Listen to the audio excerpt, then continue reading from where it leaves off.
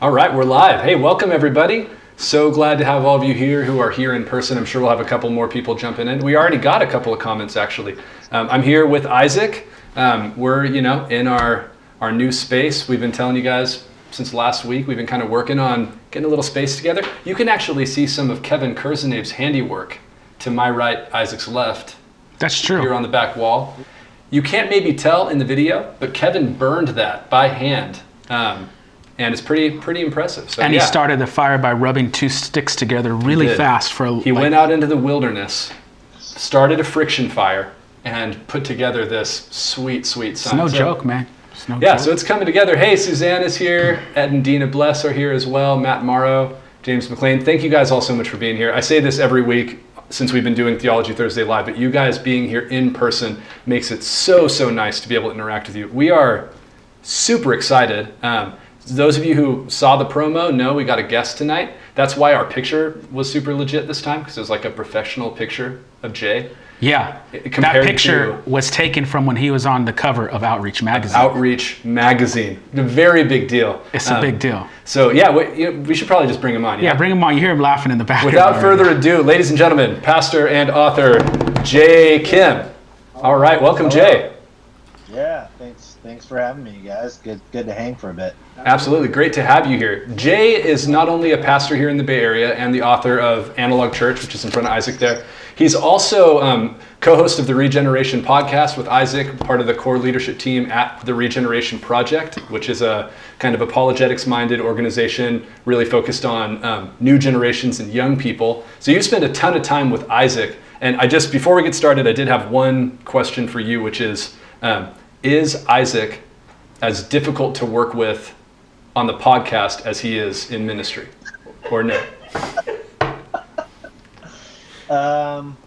Yeah, difficult is the wrong word. Yeah, I would use the word complex. That's diplomatic. I like it. Guys are real jokesters, huh? Yeah, real funny. Got some comedians on the show tonight. Yeah, I got 3 or 4 more of these. We just keep. No. Well, we do want to jump in because we want to get to you guys' questions, and many of you sent questions in ahead of time, which is awesome. So thank you for doing that. Your message on Sunday, Jay, was really timely and helpful. It was about the Bible and the fact that apologetics for Christians begins and ends with the Bible. And that's, anybody watching the stream who knows South Valley knows that's our heart and soul here. We're a Bible church. We love the Bible. We teach the Bible. And your kind of call for people to engage with the Bible deeply, I think is hugely needed and hugely helpful. That's what most of our questions that came in via email are about. But before we even get to those, I actually wanted to talk a little bit about your book. So Jay wrote this book, Analog Church. Isaac's holding it over there. Really an excellent book. I read it when it came out this year. And I'm sure you've talked about this in every interview you've done, but the timing of this book's release is like crazy ironic. Some have accused him of actually orchestrating COVID-19 and the global pandemic in an effort to promote the book. Yeah, I own it. It's a part of the marketing plan. That is a next level marketing scheme for sure. Because the book is about, kind of like the digitalization of church and Christianity and the fact that real people, real places, analog experiences are core to what Christianity is. And then right when the book comes out, our world is just plunged into like the least analog experience that the church has had in the West ever, where we're forced to be digital. And so I want to just ask you a couple of questions about that, and also recommend your book to everyone. And I really mean it. In a time like this, when we're at less analog than we've ever been, this book is super helpful. But a couple of questions for you, just after reading the book and experiencing COVID, how we have been. The first one I wanted to ask you about is, you talk in your book a lot about how worship, biblically speaking, is a whole body act. When the Bible talks about worship, it's not like, stand or sit and just sing the song, but it's, you're raising your hands, you're bowing to the ground, you're falling upon your knees. And so the biblical paradigm for worshiping God is very physical. On a really practical level, how would you advise the faithful Christian who's trying to be engaged in worship, but we're months and months into watching church on our TVs and on our phones and stuff? Is there practical advice for how they could maybe engage their body in a more biblically faithful way when they're worshiping? Yeah, I mean, I don't have, easy advice like, oh, just this is the key that unlocks the strangeness that it is to watch, gatherings online. So it's none of it is easy because we're disembodied right now. So I think that's the first thing I would say. I'll just admit it's a challenge and a tremendous challenge to engage in a whole-bodied way when the community you're attempting to worship with is coming to you via digital screen or like your TV or whatever. So I admit that it's a challenge. It's a challenge for me. I'm really tempted to just lean back and watch and consume worship gatherings as content rather than as invitations to creatively participate. So I don't have great advice or easy advice, but other than to say, do what you can. So it might be small little steps, like I would venture to guess that most people who are watching on their laptops or TVs are probably sitting on their couch, right? Right. And when you show up to a church gathering pre-COVID, typically, not always, but most of the time, when we sing and when we when we go to take the bread and the cup together, and then at different points in the gathering, typically there was body movement, right? You would stand, you would go. Often in worship, if you're moved, there's some people who would lift their hands or close their eyes or, whatever it might be. Some people kneel, those sorts of things. So I don't think there's any easy way to do it other than to push through the tension and the strangeness of the moment and take the journey to the far side of the awkwardness, and I think the way to take that journey is to take action in bodily form before it feels natural, and just know it will feel unnatural and actually bodily act your way to the point where it feels much more immersive than it currently does. Because if we don't make that effort, the reality is our bodies, like physiologically, we're just going to acquiesce to the easiest, most comfortable thing, which is to sit back and watch. Right. And I think we have to begin by admitting that just sitting back and watching falls way short of Christian worship. So know that it's going to be awkward and tense and weird, but take that weird, awkward, tense journey. And I think if we do that enough, at some point we'll find ourselves experiencing worship, even though it falls short of embodied presence, we'll experience it even digitally in probably more meaningful ways. Yeah, that's great advice. I mean, there's been so many times when I've noticed myself, like you said, I'm just sunk all the way back in my couch, like I'm watching Netflix, and church is just on, and many people are having a challenge just getting themselves to watch it in the first place, right? But I think your advice there is great, that don't just settle for making it watching church on TV, but do as much as you can, even if it's awkward, to really engage yourself. My daughter helps me a lot with that.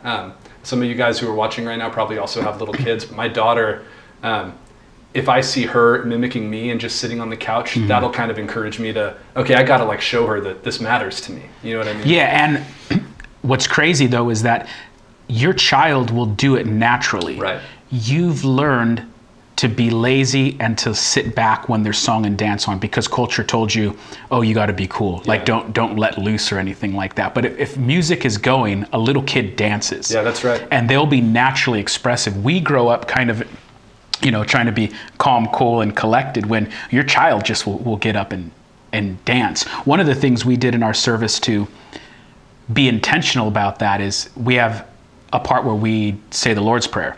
And we say on the video, please stand as we recite the Lord's Prayer together. Now it'd be interesting to take a poll, how many people who are watching our services are actually doing that? Yeah. But we intentionally did that, so it's like you have to consciously object to that and say, I'm not going to stand. Yeah. So no, please stand as we recite the Lord's Prayer together. Yeah, that's great. And you're absolutely right, because that is my daughter's pattern. And for those of you who are watching church on TV and have kids, I just have to encourage you. This thing has gone on so much longer than we thought, and we are now embedding the understanding of what church is in the minds of little kids. Yeah. So if you've got little ones, this is already not ideal, and man, it's the time to really stand up, put your hands up, dance around, and be silly. So that's great advice, Jay. Another thing that occurred to me when I was reading your book, because one of my favorite sections is when you talked at length about the kind of how one of the strongest things about church is belonging to a community of people who know you and who you know, and kind of having that, it's almost like a built-in family, close friendship type of thing, and how important that is. And so again, we're already in a not ideal situation where we've got, even if you're plugged into your local church digitally, you're already not there. But one of the disturbing trends we're seeing in the stats is that more and more Christians are no longer watching their home church's streams. They've switched over to, well, we would assume, I think rightly, that they've switched over to the streams of like big, super high production value mega churches that have been like doing the digital church game for a long time. So what would you advise somebody who's feeling tempted by that? What kind of inherent dangers do you see in that? I mean, is that sort of like just a reasonable expectation, or is that worth pushing back against? That's a great question. I mean, I think, it's a little bit nuanced, because on one hand, Isaac and I co-host a podcast, and that podcast isn't just for our church people. It goes out to lots of people. So there is something to be said, I think, about the value of good content. But when it comes to, worshiping alongside your community, while we're in this strange time where we can't actually physically gather and do that, man, it feels to me like one of the most dangerous pitfalls of the time that we're in is that we can, just like you guys were saying about how our kids are learning about the church right now, our young kids, and I've got young kids as well, how we engage and interact with the church even online is teaching them. The reality is the world we're in, the digital world we're in right now, is teaching and unforming and deforming us in ways that are subtle but really, really damaging when it comes to the way we even think about church. And what I mean by that is, if we're just kind of Netflixing church, scrolling through trying to find the church that has the best video or the best music or whatever, it's a non-negotiable. The reality is you're beginning to think of church as content that you consume, right? Which has, by its nature, that perspective by its nature actually logically defies what the church actually is biblically. That it's not about content to consume. That content and information and knowledge and learning are an important part of the church, but like the actual church is the people of God together journeying to be formed into the image of the risen Christ.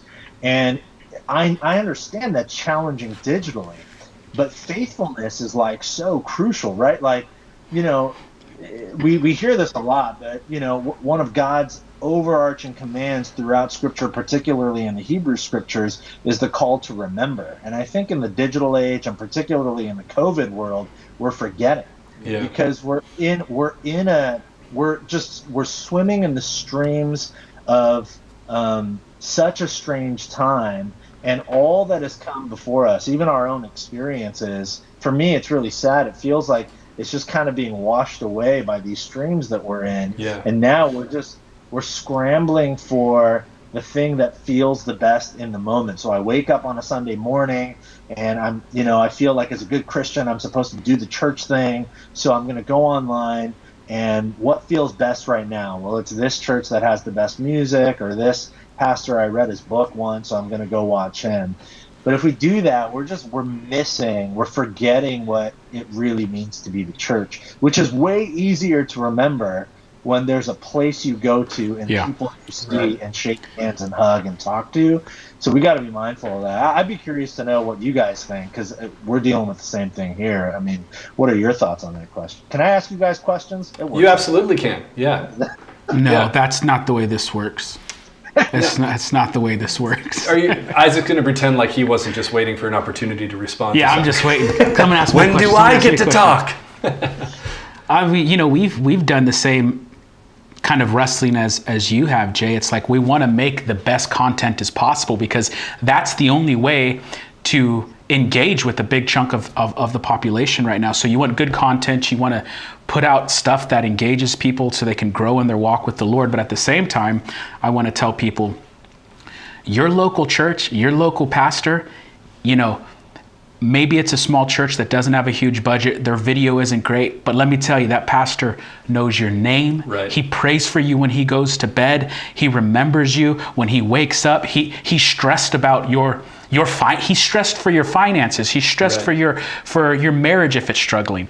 And that can take place in a local context. And that's not to say it's wrong to be big, because relatively speaking, we all are pastors at relatively larger churches in the big picture of things. But the bigger you grow, the more you have to care about making relational connections, and that becomes harder as you get bigger. So there's pros and cons of being smaller and bigger, and whatever your church size is, you just have to realize you're going to be really good at this and maybe not so good at this, and so you have to supplement this. Right. And know that this is gonna be there. But again, in the COVID world, I just encourage people to stay faithful to your local churches. Your pastor is trying more than you know. There was some small research done, and it's like pastors are stressed. Many are thinking about leaving the ministry. They're wrestling with anxiety that they've never wrestled with. So know that your pastors they're bearing the weight, and they love you, and they care for you, and they're praying for you. So and the stay things plugged that in. they can do for you in your spiritual walk they are so far beyond the kind of the just watching and taking in content, like Jay said. It's like the big church productions that you watch, those guys are not going to check in on you and ask how your family's doing, ask if you need help, and be there for you when you're facing a real challenge. And I mean, I think it's hard for church leaders also, because one of my favorite things you said in your book is you talked about the difference between spectacle and substance, and how, and this again, you're writing this prior to COVID, but talking about how churches are drawn and driven to like create a bigger and bigger spectacle to draw people in. And man, if that was true before this, now, I mean, more than ever, the only thing that seems like it could possibly work as a church leader is like, well, we need to have a spectacle that will draw people in. And so, yeah, I think, the biggest thing for me that I would tell Christians is stay connected to your local church. If you're going to watch other productions from other churches that aren't local to you, make them supplementary. Don't replace your local church with them. Mm-hmm. And stay connected to the people in your local church. Because, man, God willing, at some point this is going to end and we're going to be back together. And it's just, I genuinely fear for the kind of like fallout that's going to happen after this when we go back to normal, and the number of Christians who have fallen off completely or who are going to feel guilty because they haven't been connected to their own church and they've been watching somebody else. Yeah. And do your best to maintain the unity. Like I said, we need big churches, and we need small churches, and we need medium churches. We need all those different sizes of churches because they all have a purpose in the body of Christ. And it's an incredibly easy time for the church to become divided over a number of things. Right. And so do your best to speak well of the larger church that's being faithful, the smaller church that's being faithful, the medium-sized church that's being faithful. Absolutely. And like Isaac said, it sounds so basic, but it's really true. Everybody is doing their best, and it's really, really hard. So, be patient with your pastors. And I'm saying that as a pastor to our people. Be patient with us. We're doing our best. That brings me to one last question, and then we'll move to the questions that came in from folks in our church. But you talked about in the book, and this is kind of like the thesis of the book in a lot of ways, that people naturally crave analog experiences because the digital age has robbed us of those. And you talk about how the digital age gives us kind of like a cheap substitute for those analog experiences, and that makes it so that people really desire that. What do you think, this is kind of a weird question, but what do you think is going to happen to that craving as a result of this? Is it going to get bigger? Is it going to get smaller? Are people just going to get so used to the digital age stuff that they don't even care anymore? What do you think is going to happen? I mean, your guess is as good as mine, I guess. But if the way people are talking about things now is any indication, it seems like the oversaturation of digital, not just with church, but just with life. If you're working at a company or something, you're on Zoom meetings 6 hours a day. Our kids going to school are on Zoom, zooming into classrooms, all of that kind of stuff. If the way people seem to be feeling about it now is any indication, it seems like when this is over, people are going to have a deeper awareness of that hunger they've always had, whether they knew it or not, for embodied presence, for real life. And I don't care what people say. I've gotten into, Twitter back and forth with people who argue with me because of the book that digital engagement is real life. And I would say flat out, no, it's not. I mean, it's real engagement, I guess.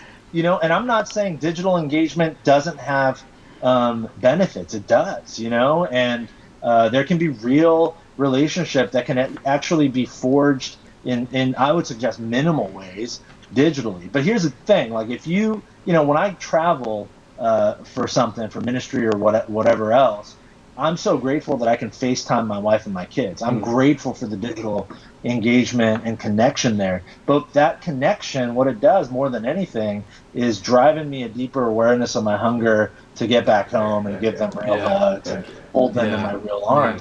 No one's going to argue against that, right? If you think about the people you care about most, no one listening or watching to this and be like, not me. I love it when I never see them and just see them on screen. Yeah. I mean, how many times have you, Jay, how many times have you hung up a FaceTime call with your kids or your wife and been like, ugh, like it feels bad. You know what I mean? You're grateful for it, but it feels bad after. Yeah, and I think that's the way people are feeling now. So I'm hopeful in that sense. The question will be, how long will that sustain? And if or when we will return to sort of the old rhythm, which was convenience over real community. Right. And I think that'll be an important question for church leaders and for all of us as followers of Jesus to answer. Yeah, that's great. Super helpful. And, we just hope that anybody who's watching this, that you do not lose your hope for and your enthusiasm for the day that we can go back to normal. We don't want to be thinking about this as the new normal for sure. We're going to, unless you had anything else, Isaac. No, let's get to the questions. We got some questions that came in by email. And then, as always, you guys feel free, as we're talking, to throw questions or comments into the chat. Kevin can bring those up for us. We should have mentioned, I don't know if we did or not, but Kevin, again, is the kind of man behind the scenes making it all happen. Yeah, he's behind the scenes, man. He's behind the scenes where we like him to be. We're going to get him a camera soon. Yeah. We're building this out step by step. It's taken a lot of work. He's going to have a nice camera, nice microphone. Yeah, we're not going to let him use it, but he will have that. It'll be muted. Yeah, he'll be muted. But so, if you have questions, throw them in the chat or comments. We'd love to engage with you guys, but we'll jump into some questions. The first one comes from Julie Hansen, who, again, we've talked about her before. She's a longtime member of the church here and was a missionary in Tanzania for a number of years. Her and her husband were, Jay. And she asks, do you have a favorite commentary or author you like to use when doing more in-depth study? So what are some of your go-to names?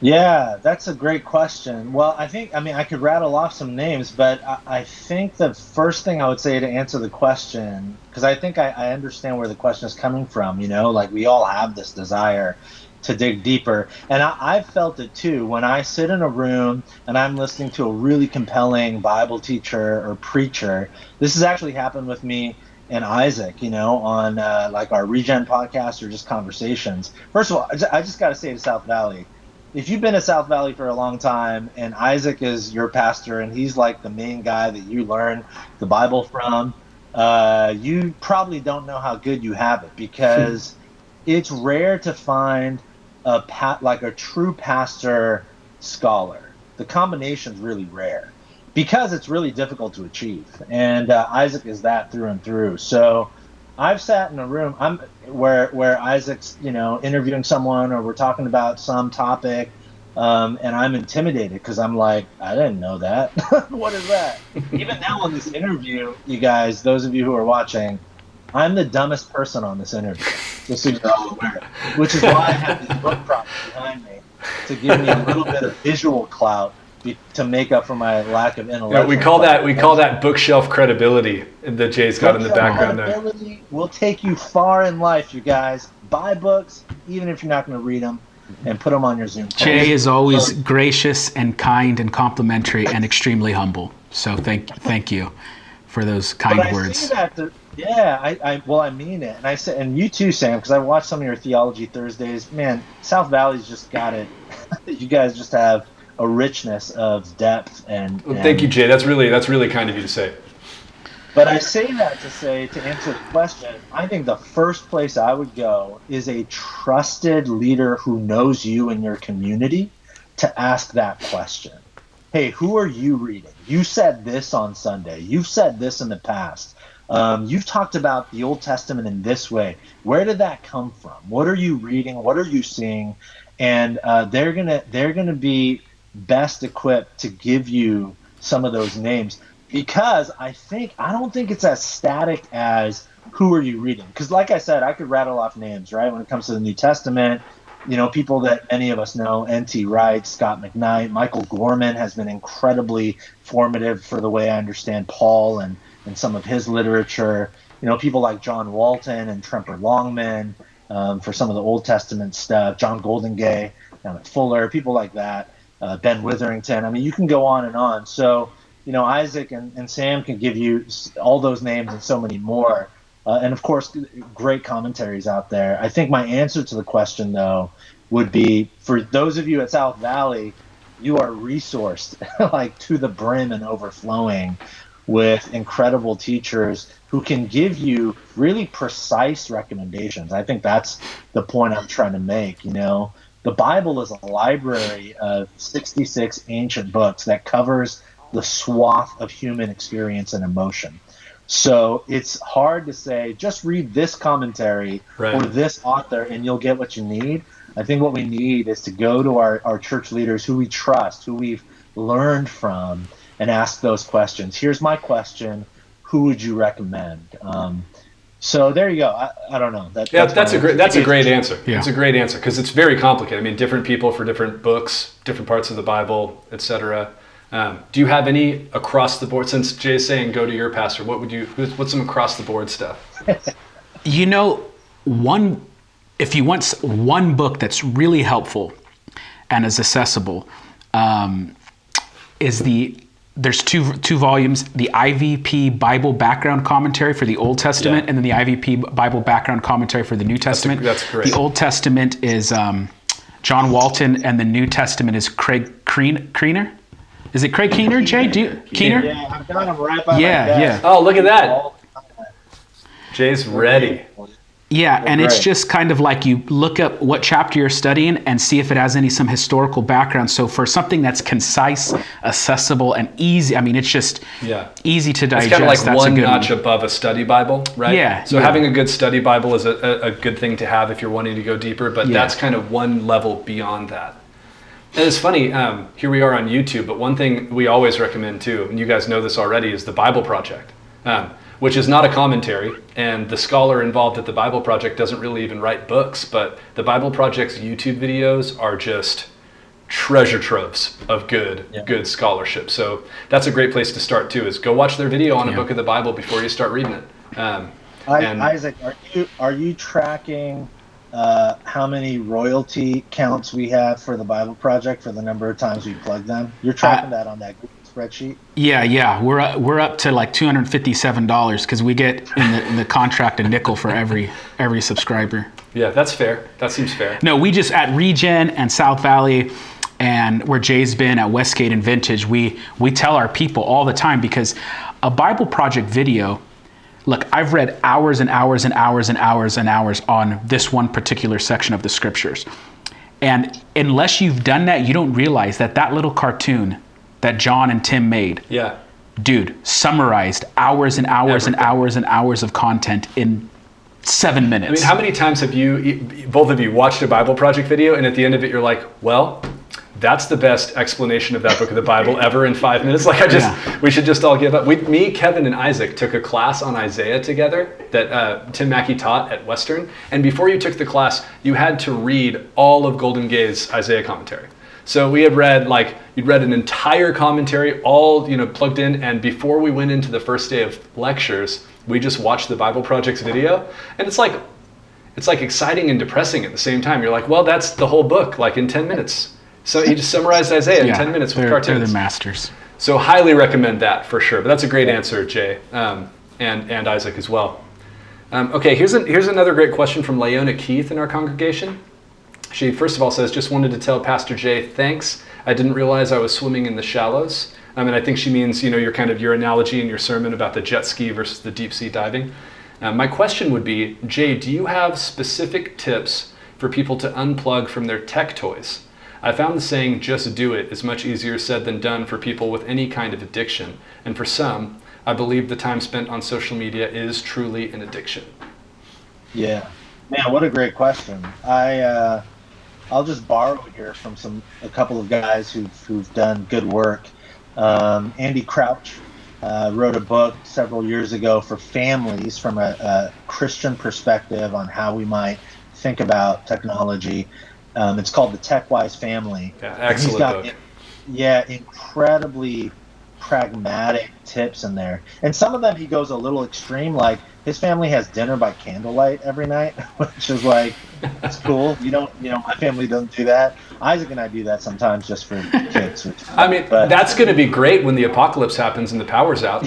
You're used to it. Yeah, but he's got other ones that are awesome. Like one that we've implemented in our house that's been game changer. It's so simple. He says, treat your phone as you would a young child. And what he means by that is, for all you parents of young children out there, you always put your child to bed before you go to bed. You don't let them roam, Yeah. And you always wake up before. That's not always true. Sometimes kids wake up and, plunge into bed with us. But most of the time, you always wake up before your child wakes up and get ready for the day and those sorts of things. That's been a game changer for us. So another pragmatic tip, right? Phones have changed everything. Like when the internet was only on our laptops, it's difficult to have your laptop sitting on you while you're laying in bed trying to fall asleep. But your phone, it's so easy to hold that thing and just kind of fall asleep to YouTube videos or whatever. So put your phone to bed before you go to bed, and put your phone charger in a place like our phone charger. We moved it to the kitchen, like this little cove in our kitchen, away from all bedrooms, so that we don't put our phones on our nightstand, right? It's not within reach when we wake up, and my Bible is there, right? You got to invest in an alarm clock if you're going to do that, right? Yeah, and if you there are such things as actual clocks that aren't phones, you guys. You can come in and it'll wake you up in the morning. So there are tips like that. The other thing, this is a very pertinent question to my own life. I just deleted all social media from my phone. I haven't deleted my social media accounts, but I deleted them from my phone, every single one of them.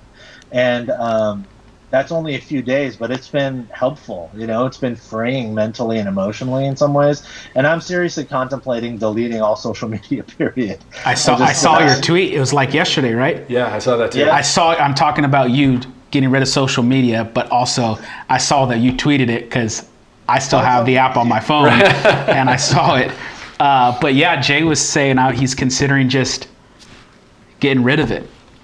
Yeah, and there's lots of reasons for that. I don't want to take up all of our time here, but there's this is research driven. There's serious damage being done to us emotionally and mentally right now, and it's proving more and more true during COVID, and much of it tied to our addiction, and it is addiction for most of us to social media. So that's another thing. It's kind of radical. I don't know if the person asking the question has social media, but if you do, I'm not saying you've got to take the plunge, but consider how you can at least scale back on your social media engagement. And then blocking out times, like blocking out times of the day when you are going to use digital technology, and blocking out times of the day when you're not, and then it comes down to discipline, right? Forming habits in your life and rituals in your life that shape you into the person that God's called you to be. Yeah, that's great advice. And that Andy Crouch book, maybe you can throw that in the comments, Kev. It's Tech-Wise Family by Andy Crouch. Fantastic. It's great. Book. We've all read it. We've read it, adopted a bunch of the stuff from it too. Because of that book, my wife and I put our TV inside a thing that closes, and it's closed most of the time. So we just tried not to make that the center of attention. But that's great advice. Another thing I've heard of people doing is using the screen time function on their phones, where you can actually set the amount of time you're allowed to use different apps, and then your phone will stop you. But that's great advice. And I think the best thing you said there is that fact that, this is affecting us in ways we don't even understand yet because it's all so new. And actually, the next question sort of relates to that. says, you talked about how we have all become speed readers because of the way online media has taught us to consume information. What are some practical things we can do to teach ourselves to read more thoughtfully? It reminds me, in your book, you talked about the stat that I think 25% of Americans have not read a book, period, like even part of a book in the last calendar year. Is that right? Yeah, that's right. And what I've read is that statistic has gone up, that it's like a few years old. Wow. And the number has increased, the number of people who don't read books. Yeah, I don't have great advice. I'd love to hear from you guys what you think. My only advice is scale back or get off of social media. Because when I'm talking about the sort of speed reading tendencies that are developing and forming in us, that's almost all driven by social media. It also includes like clickbaity news articles. Right. Many of us get that though on social media. You know, we just click little thing that's on Twitter or Facebook. And honestly, full disclosure, that's one of the reasons why I'm like really seriously considering. Yeah. It's not the only reason, but it's one of the reasons that I'm seriously considering jumping off of social media. The allure and temptation is really strong. So if, you know, like, we just have to recognize and admit how strong the allure and temptation is, and do whatever we have to do to cut it out of our lives. But I mean, I don't know what you guys think. Well, you remember, was it Pringles that said, bet you can't eat just one? Pringles is once you pop the fun, don't stop. I think it might be Lay's. I know don't mess with me. He's a secret. I mean, he's big on the snacks, man. I'm a big snacker. He's a snacker. If it is Lay's, that's not true, because for sure I can eat just one Lay's, but Pringles. What if it's a barbecue Lay's? No, man, those are good. So the principle there, though, is you eat the chip, and then the salt and the fat tells your brain, eat another chip. And you know, you've been in that situation, I ain't gonna eat anymore. Yeah. But if the bag is in front of your face, you eat one of them chips, okay? So what social media is doing is that, as Jay said, that short form reading is giving you something, and it's something positive. It's information that was super digestible. It's like a potato chip. It's not long form. The problem is, though, and I've noticed this with me just during COVID, because as a pastor, I've been like extra hyper focus on what's going on, what are the new guidelines, what are the new regulations, what is this church doing, what's going on in this state, what's Santa Clara County, what's Santa Cruz County, and you're doing all of this again and again and again, so that when I pick up a book and during COVID I go to read, I've noticed I can't read as long. Well, I can, but I'm tempted to check my phone. It's like I read 2 pages and then I pull out my phone to check on an update. And I used to, and I still can when I'm disciplined, read for hours. But I've noticed in me, just since COVID has hit, that it's become hard. And it's the same principle. It's the same thing as the chip. What short form information does is it gives you a potato chip. And you, as Jay said, one of the best things to do is you just don't put the bag of chips in front of your face and leave the bag open. You have to get rid of the bag. And I mean, that's 100% true. I mean, think about like I don't know how many years ago it was, but the like proliferation of list-based articles where it's top 5 things you blah, blah, blah. That's the ultimate like potato chip, bag of M&Ms kind of thing. Because you go, I'm not even going to read it. I know when I click the link, I'm just going to read the 5 things and see if I you don't read the paragraphs. And so that's, I think for sure cutting social media is like the negative move. I don't mean negative like bad, but that's the thing you negate. And then just trying to set goals for reading books, I think, is huge too. And it doesn't have to be huge. It could be like, this year I'm going to read a novel. You know what I mean? And then, you know, this is maybe a little personal, but honestly, one of the things you can do if you want to read a little more is don't bring your phone in the bathroom. Put a book in there. You know what I mean? Sure. That's a lot of people's reading time. You could even read, I mean, this sounds like a joke. You could read a comic book, and that would be better for your brain. Absolutely. Than social media reading. Because Yeah. the comic book has a plot and a narrative structure, and it's challenging you, and there's character development. That a comic book is far more engaging and good for your mind and your soul than the short form stuff that we're reading on social media. Yeah, and part of it is just, that's a great point. It makes me think of, you know, it's like you need to evaluate realistically where you're at, right? So It's like if you decide you're going to go from not working out at all to being exactly. tomorrow I'm going to go run 10 miles and then go to the gym for an hour. Like that'll be the only day you work out if you do that. So if you recognize, okay, I haven't, and don't be shamed by this because it's clearly, the stats show this is a lot of people. If you realize I haven't read a book in 5 years, don't be shamed by it, but be realistic. Go, okay, I'm going to find something that's a bestseller that people like, that's not super heavy. Don't go straight to like, all right, I'm going to go read Calvin's Institutes. Yeah, I'm going in. It's time for Calvin's Institutes or Les Mis or something. Yeah. Get something easy, something that you think you'll like. One of the best things I've done is when I went to seminary, I stopped reading novels completely, which is something I love to do. And in the last couple of years, I've started reading a ton of novels again. And so it's one of the best things you can do just to make reading something you like. So yeah, absolutely. One of the hopeful things here, because it can be a little depressing for those of us who are like, I'm one of those 25%. I haven't read a book.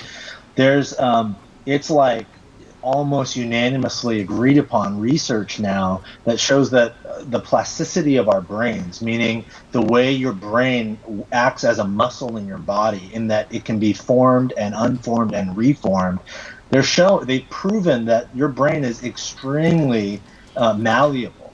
So just like exactly like you guys were saying, if I haven't been to the gym in 5 years, it's challenging to be like, I'm going to go and get fit again.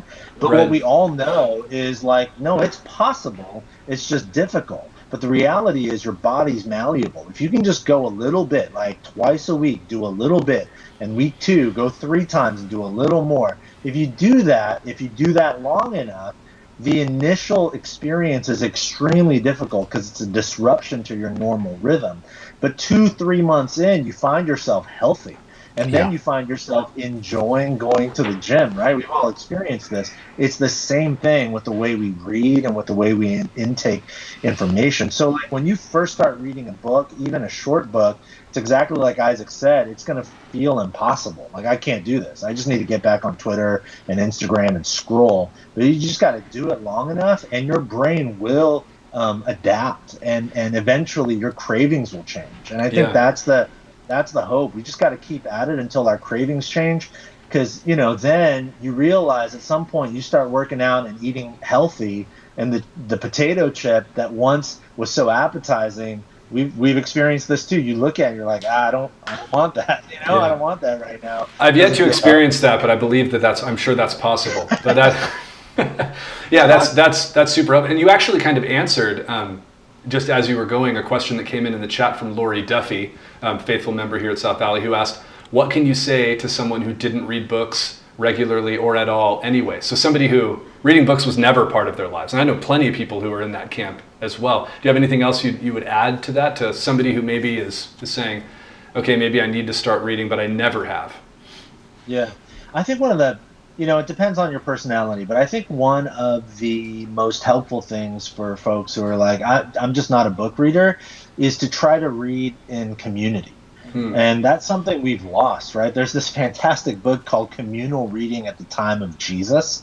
And I read it for research for this book, but it's incredible how reading has changed. And it's parallel to the rise of individualism in the Western world. Right. But reading now, if I say read a book, immediately 100% of the people listening to this think about sitting in the corner of their room with their book and a cup of coffee, quiet, no one else. Yep. But reading communally was actually it was the primary means of reading for so many cultures before us, including at the time of Jesus. And so if you struggle with reading, like the thought of sitting down with a book quietly, just going through it yourself is really hard for you, if possible, find some folks in the church, find your small group or whatever, and say, hey, can we just slowly, at a pace that's comfortable for me, go through, the Gospel of Matthew together? Can we just read a chapter a week? And maybe we read individually, but I've got the accountability where we're going to get together and just discuss what that chapter, what we saw and what God is doing in us through sort of our engagement with the text. I think reading communally is probably one piece of encouragement I would give. I think it's helpful for those who don't naturally read on their own. Yeah, because if you, again, the same analogy, just start working out to somebody, and it's very difficult for them to start doing that. However, if you're to say, hey, I'm going to start going on a hike once a week. Do you want to do that with me? And you just go on a hike once a week with a good friend. You are way more likely to do that than just going, hey, start working out type of thing. So it's the same type of principles. Yeah, and honestly, COVID's a great time to get a book club going, Bible reading or other books. But it's a really natural time to. In fact, we have, just to plug it, we have a shelter-in-place Bible reading group on our Facebook, our church's Facebook, that's been going since the beginning. And we started off with the goal of finishing, what was it? Which book was it? It was a book that had the exact right number of. It was like Matthew or something. It had the exact number of chapters. If Julie's here, she started reading it, and it was like, oh, we're just going to pick one that's 30 days, and man, now we've read Genesis, Exodus, Leviticus, and Numbers, talk about Deuteronomy, reading Joshua. together. Julie Hansen, who asked the first question tonight, she's been every single day since Shelter in Place started. She reads the chapter out loud on Facebook Live. And so she committed to that when she didn't know she'd be doing it for 6 months. But I know that there are people who check in on that every day and listen to her read it, and it has that communal feel. So my wife and daughter do, and my wife knows Miss Julie, the Bible reader. That's how she wakes up, is engaging the scriptures with this community plan. Yeah, so that's great advice. Now, Matt Morrow, another dude we know and love well, he said, I know that I myself need to read more deeply, but my question is how to get my teenage daughter to read at all. And so he goes through kind of his feelings about it as far as these are things I've tried and the reasons why they haven't worked. But what's your kind of initial instinct there? I know all of us here have little kids, not teenagers, but your experience working in ministry, what do you think's some good tips for getting a teenager to read the Bible? Man, that's a great question. Yeah, I don't have teenagers, so it's hard to say, so that's a caveat there. I guess the only thing I can lean on is a couple of things. One, my experience working with students, as a student ministries guy for many years, and that was true of Isaac as well. So, Isaac, I'd love to hear your thoughts on this. It's the same answer as it was for the last question. It's the communal reading. That's what worked for us. When I was a high school pastor, I had a small group of sophomore guys. So these are 15, 16-year-old boys. None of them were naturally intellectual, I want to sit down and read. But through relationship, right? That was the gateway. Through my relationship and investment in them, I said, hey, why don't we were meeting over the summer, on Wednesday nights or something. So when the school year starts, why don't we meet? They all went to the same high school except one of them. I said, why don't we meet at the Starbucks across the street from your school before class starts and just go through the Gospels and see how much of the Gospels we can get through in the school year. And so we met these dudes, 15, 16-year-old guys, 5 of them, met me at a Starbucks faithfully, almost never missed a Tuesday morning at 6 a.m. We met at 6 a.m., 15, 16-year-old kids. And we got through the Gospels twice. We cycled through them twice in the school year. Wow. So we would read big chunks and then discuss. And I remember at the end of it, they said to me, dude, I shocked myself. I had no idea I would do this. But the community thing. Now, at the same time, I would say I understand it's a whole different challenge when it's your daughter. Because I don't have a 16-year-old daughter yet. She'll be 16 hopefully one day. But I get it. It's different coming from your youth pastor than it is from your dad or something. So that's where the local church can come in, where parents can partner with, Stan, who's a good friend there, who helps out and leads students. I don't know. I feel like that's not a good answer, but that's what I've got. What do you think? Well, that is. I was in youth ministry. Sam was involved in youth ministry. You were, Jay. If you've built a culture in your family where you can read with them, then that will be great. As Ruth said in the comments, you read with them.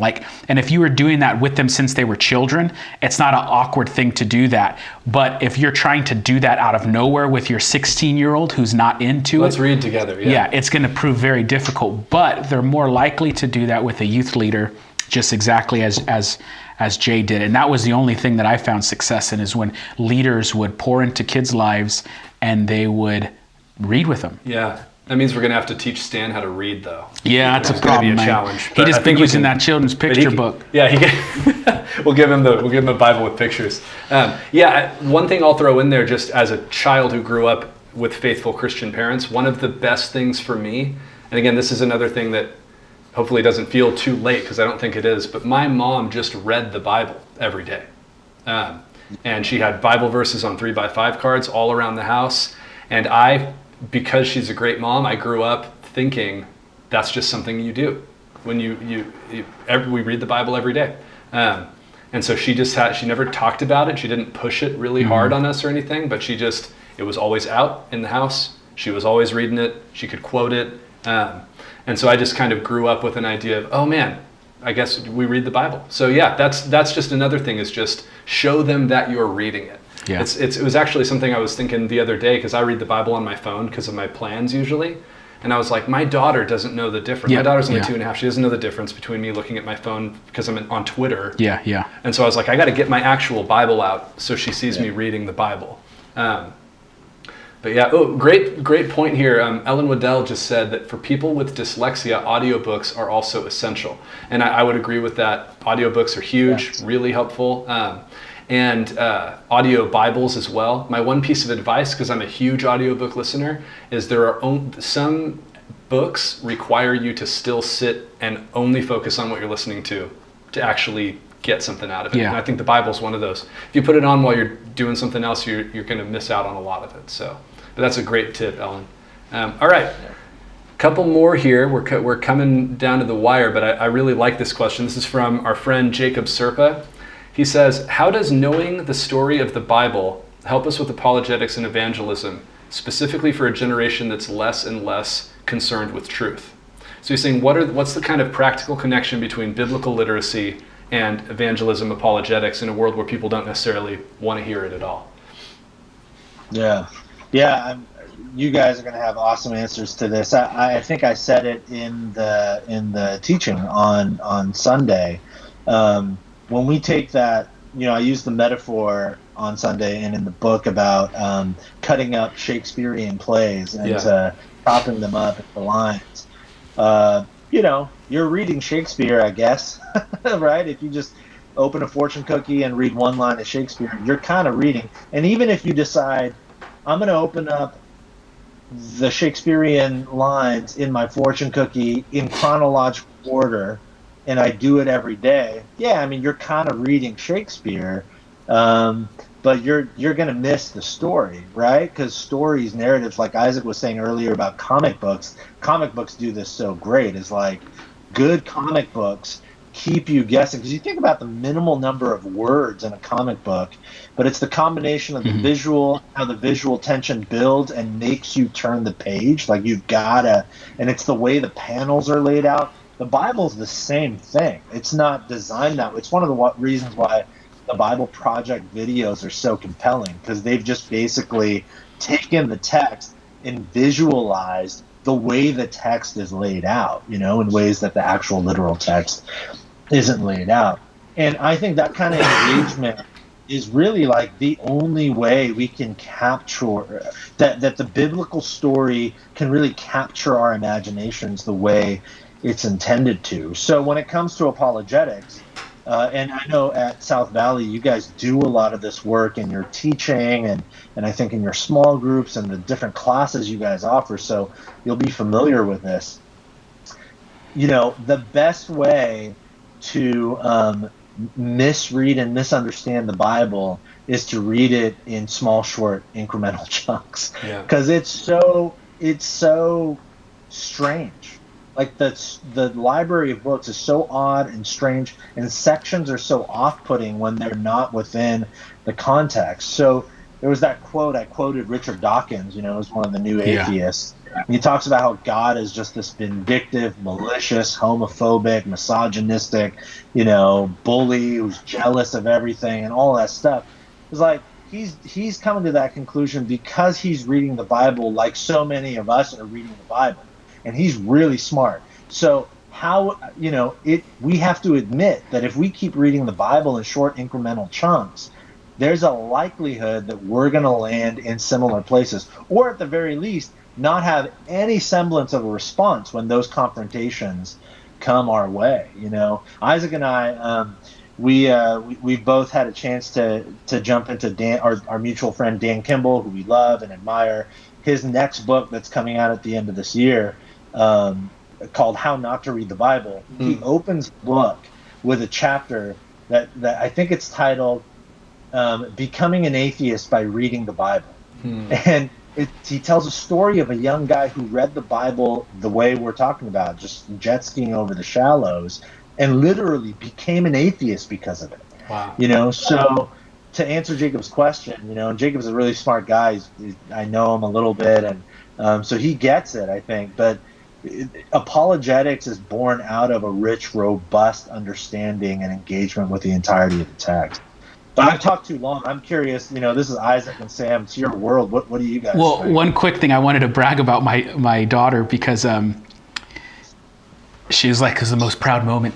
She was listening to a worship song that came on like on YouTube or something, and the line was sort of one of those lines that's like, that's probably not the best theological way to say it. Like, there's a version of that's true. Yeah, and she's 6 years old, and this is what you'll love, Jay. She'll go, that person's like the person that Jay Kim talked about. Because she would listen to the sermon, and she goes, when Jay Kim talked about cutting up the Bible verses and not understanding the big picture, that's what that song is like. Wow, so, that's awesome.